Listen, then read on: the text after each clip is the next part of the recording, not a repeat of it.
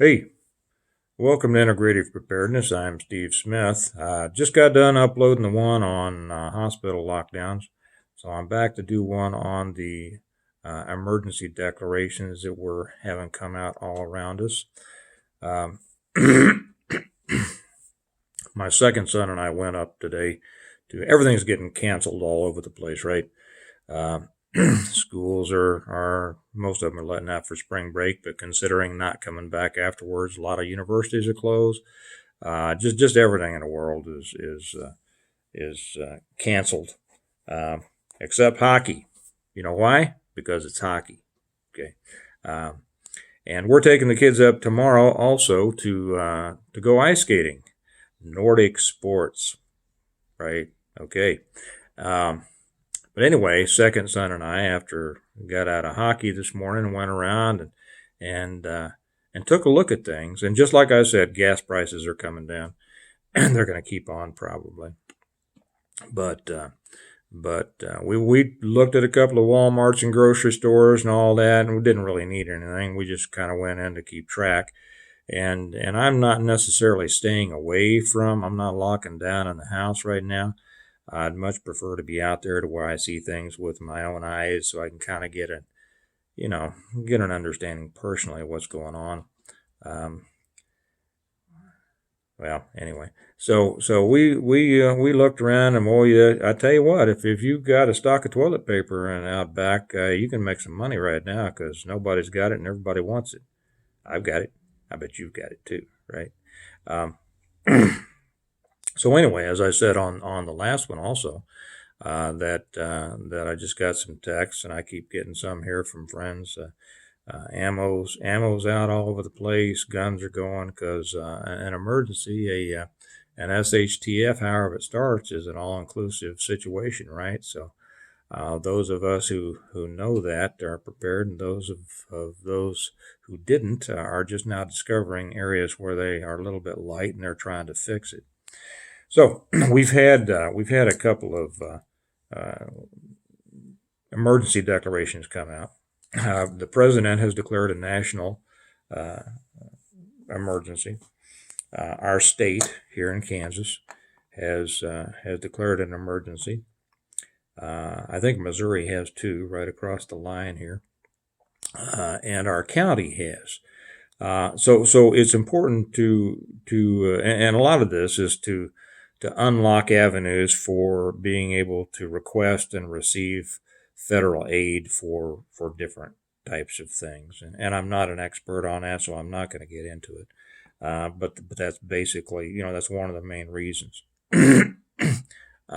However, we should take a closer look at exactly what does an emergency declaration mean. And a very interesting article came out about the emergency declaration by the mayor of Champaign, Illinois. And they just listed down there, because some people will say, well, that'd be great. I'll just stay at home and not do much of anything and relax. And a lot of companies, and the good ones, are making, telling their people, hey, we'll take care of things if you can't come to work. You're not going to have to eat up all your vacation time. We'll take care of that. And I mean, that's nice. A company that wants to do that is great, and that's the kind of company to work for. I don't think that companies should be forced to do that, and I don't think that the country necessarily should be, forced to absorb that cost, which is going to be very great. It's just going to add on to our national debt, and if that sounds hard-hearted, well, I mean, it really is up to each of us individually to provide for our security, right? That's what preparedness is about. That's what people used to do, and now we think that if there's a problem, somebody else needs to take care of it and make sure that we don't get a boo-boo over it. Anyway, off my soapbox on that. I put on my Dollar Tree reading glasses. I just bought some fancy glasses because as you get older, your eyes change, right? And so I got these fancy glasses that are like trifocals, and you can't see lines, and they're supposed to make me see better far, close, and in between. And I can't see a stinking thing out of them.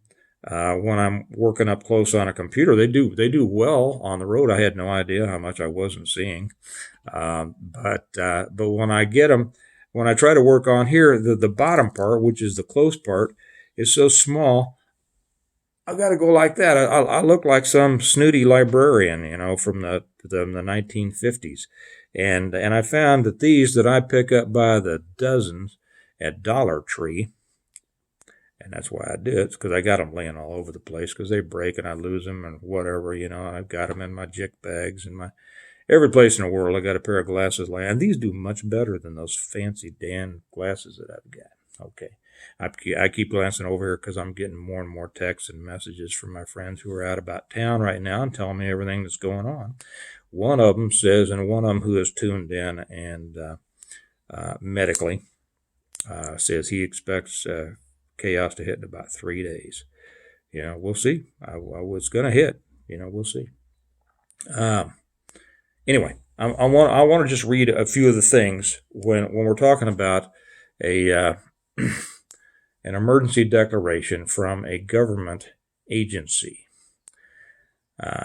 And this is, because people say, well, okay, I'll stay home after 5. It'll be a drag, but I'll watch TV. Well, let's get into the weeds on this just a little bit, okay? Included in the executive order are ordinances that would give the city, and this is Champaign, Illinois, but it's pretty much the same all over the place. If it hits close to you, it's going to be wrapped in the velvet glove, right? It's going to be, this is all for your own good, and we're all just working together. And many times, it can be like that, But the thing is, it can go much farther than most people realize, and here are just a couple of things, okay? So it gives extraordinary powers to the mayor. And in our case here, it's the chair of the county council. I forget what it's called. Okay, so violating parts of the Open Meetings Act. Okay, and around here you're not allowed to gather in groups larger than a certain number of people. It's going to ban the sale of firearms and ammunition. It's going to ban the sale of any alcohol. Well, what fun is an emergency getting through if you can't have a mint julep or something? It's going to the closing of all bars, taverns, liquor stores, etc. How many people is that going to put out of work? Okay, is that going to help the situation? Well, you might say it's going to stop a few bar fights, maybe, but what effect is that going to have on people and the economy? And that's a matter also of remember where our revolution started. It started in the taverns and the churches, right? And probably more drinking going on in the taverns than the churches, but who knows? I've known some churches.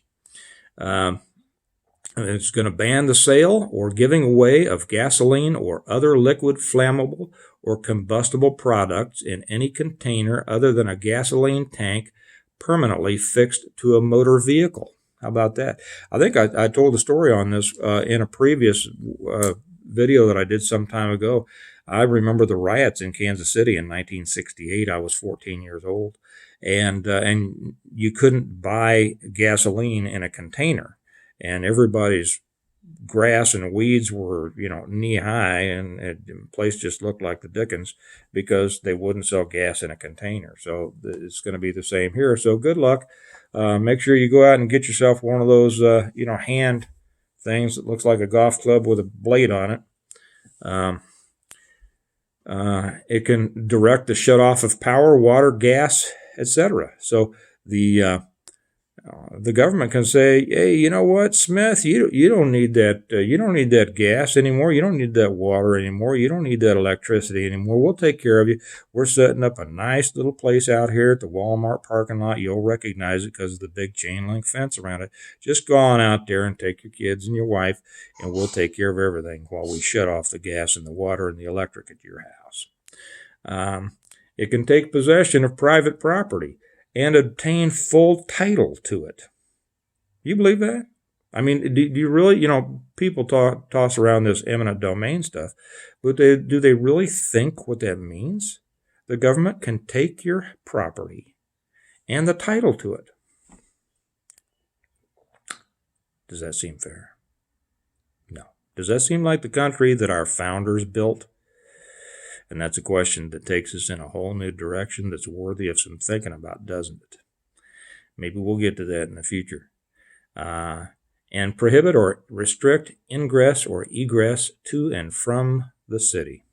Well, it is a lot more than that. Those are just the high points. Essentially, it turns your city into a prison, and your freedom or lack thereof as the inmate therein is going to be totally determined by a bunch of politicians who are sitting around with agendas that you don't have any understanding of, and totally at the mercy of these morons. Okay. Now, some of these things are necessary at times, and some of them can be important because we know that the masses, given their nose, don't always act in the right way. But still, it is, it's the freedom. I mean, freedom is you have freedom to act badly too. And then the rest of us have the freedom to protect ourselves against it, and to incarcerate or enslave everyone in order to protect, the rest of us from a few bad apples, thinking that we can't handle it ourselves, is, just another step on the road to totalitarianism. Okay, so anyway, just keep that in mind, that we are seeing these emergency declarations come all over the place. And so give some thought, if you haven't yet, give some thought. How are you going to approach this? Okay, if a knock comes on your door and they say, whatever, I'm not even going to talk about it right now, but how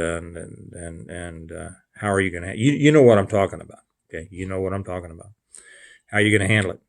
You might want to, if you haven't already made plans for that, you might want to sit down and do some thinking and some figuring about that, and get you and your family on board, and get your plan. So anyway, okay, I'm getting off, and because I'm shooting just a few shorter ones here today, and I'm going to get off and come back and do a little bit shorter one on family and targets of opportunity. So I will see you then, and I'll talk to you later. Bye-bye.